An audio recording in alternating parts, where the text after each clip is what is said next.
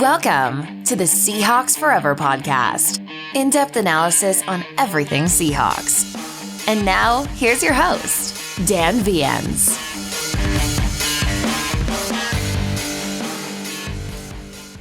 All right, you guys, I'm not in my studio today, not until later tonight, but had to jump on and react to the news that Sam Darnold has reached an agreement with the Seattle Seahawks. 3 years, $100.5 million.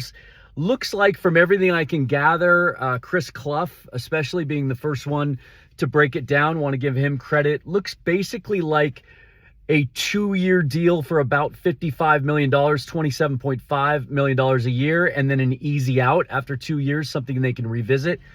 Very, very similar to the Baker Mayfield contract he signed 2 years ago, 3 years, $100 million, although his guaranteed money was closer to $30 million. And so a little bit more guaranteed money, but I would argue that $100.5 million in 2025 is less than $100 million was in 2023. The salary cap's higher. It's going to be a smaller percentage of the cap.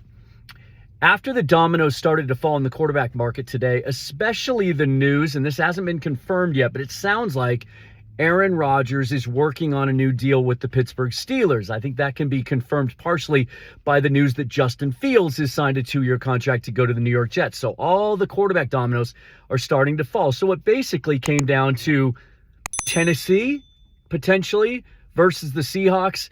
And you can see why Sam Darnold would prefer the Seahawks fit. He's familiar with the scheme. He's familiar with Clint Kubiak. Tennessee's in a full total rebuild, probably going to take Cam Ward number 1 overall. Much better situation for Seattle. Now, as I tweeted earlier today, there are always going to be mixed reactions to any quarterback not named Allen, Burrow, Jackson, Mahomes, Herbert. There's only 7 or 8 quarterbacks in the league that are universally accepted by their fan base. And so I understand the polarizing effect of a quarterback, especially one who has experienced some adversity and some failures. It's easy to dream on some of these draft picks sometimes and go, well, just go draft a guy and hope he turns out. Although this year that doesn't seem to be the case. Most fans seem to think, or they're still buying into the old narrative from before the college football season that the upcoming quarterback draft class was going to be trash. And while it's nowhere near what last year's was when 6 guys went in the top 12, it's a very layered class of quarterbacks. Layered, I mean, there are going to be guys available in every round, depending on how much value you want to spend out of your resources. I believe that the signing of Sam Darnold increases the floor or sets the floor for what the Seahawks offense can be. The ceiling is open to interpretation. We saw 15 really good games from Sam Darnold in a good situation, right? Justin Jefferson, Jordan Addison, good offensive line, great play caller, great offensive scheme, Kevin O'Connell. And then we saw 2 rough games for him at the very end against 2 very good teams. That Rams team was on fire. That defense was dialed in. They were giving fits to everyone they played against. Almost beat the Eagles. And so we don't know 100% what we're going to get from Sam Darnold. What we do know is the talent is there. The leadership skills are there. He's a good dude. He's not going to cause any issues in the locker room. By the nature of the contract, seems like he wants to be here. I'm sure they've had conversations. He understands that the Seahawks very well might draft a quarterback, maybe even with the 18th pick. Do the Jordan Love thing that Green Bay did, right? Groom a guy behind him. I think you'll see that be the approach now every year until they absolutely identify and establish the long-term franchise quarterback. Now, the opportunity is there for that to be Sam Darnold. If he comes out next year and tears it up, he can absolutely take hold of that starting job and hold it long-term and even parlay it into a second contract. And so while I understand some of the trepidation among fans, I would just say this. The talent's there. The makeup is there. All the things you look for in a quarterback. He's Geno Smith 2.0, a guy who went to the Jets.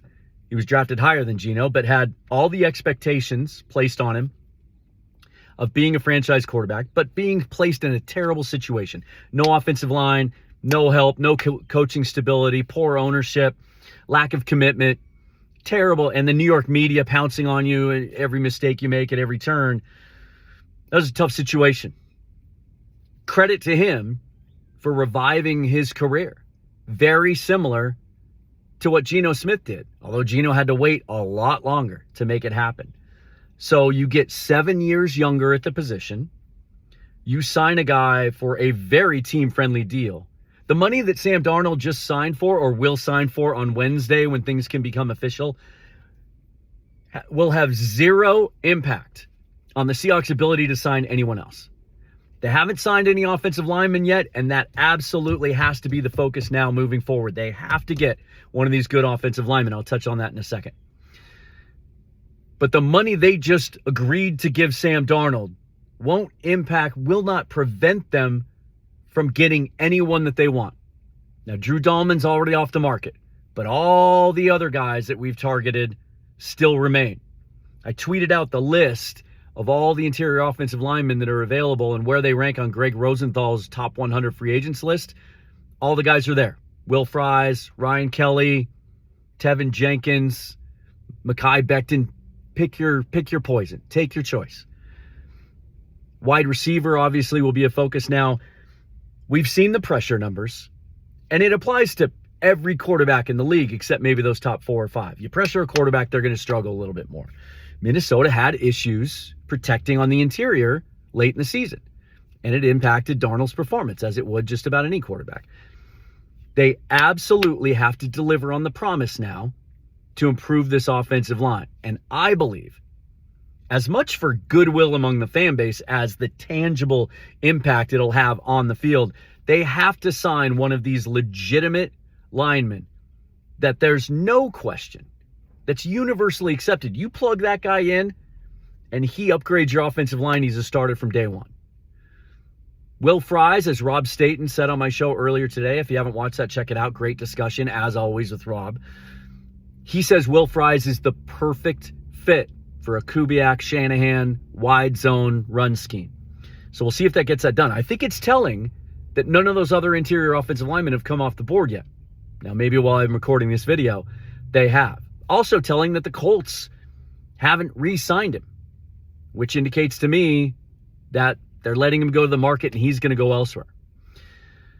So overall, I think this was a strong move for the Seahawks. Again, they get 7 years younger. They're paying less at the quarterback position. The first-year cap hit is likely to be very, very team-friendly.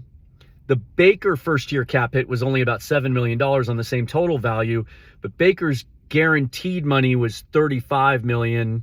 I believe it was $35 million, where Darnold's is $55. So the first-year cap hit will be a little bit more. He costs significantly less than Geno Smith was going to cost or was demanding. I believe the ceiling is similar. The best possible year you could get out of Geno Smith, if you build up everything around him, I think looks very, very much like what the best possible year you could get out of Sam Darnold.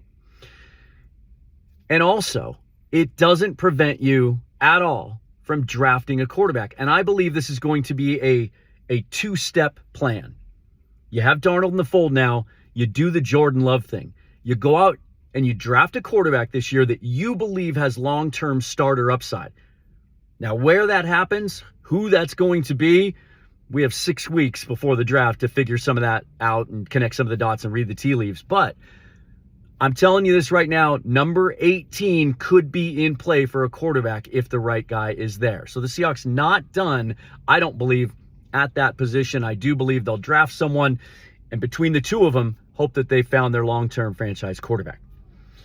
Now, as I said earlier, the focus now, you've got the quarterback done. You lucked out a little bit in that the interior offensive line market didn't explode before you got that done. You're not going to have a similar situation to last year where, as you were working on Leonard Williams, you lose Jordan Brooks, or at least that's the story they gave us. Got to focus on the offensive line now. Have to spend some of that free agent money on a reliable player there, at least one, at either center or guard.